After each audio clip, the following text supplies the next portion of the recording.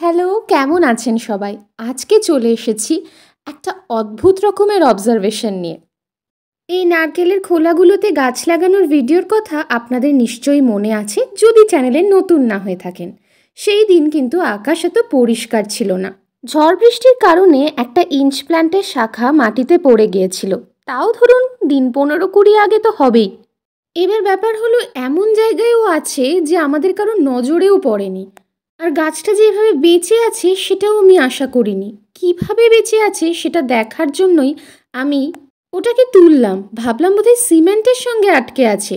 তারপর দেখলাম না, সেদিন ঝড় বৃষ্টির সময় ওর পড়ে যাওয়ার মুহূর্তে কিন্তু ওর মূলে একটু মাটি লেগেছিল। সেই মাটিটাতেই ও 20 দিন ঠিক ছিল। আপনারা একবার ভেবে দেখুন ও কতটা চেষ্টা করেছে সারভাইভ করার জন্য। যদিও এই গাছ ইজি টু গ্রো, কিন্তু তা বলে এতটাই? যাক, ওকে আমি ওর ঘর আবার ফিরিয়ে দিলাম। আর একটা মেসেজও পেলাম। কি জানেন? এটাই যে ঝড় বা খারাপ দিন যে কোনো সময়ে আসতে পারে, কিন্তু সাহস আর নিজের যেটুকু সম্বল আছে তা নিয়েই লড়াইটা চালিয়ে যেতে হয়। প্রকৃতিই তো আমাদের প্রতিদিন শেখাচ্ছে, আমাদের শুধু চোখ কান খোলা রাখতে হবে।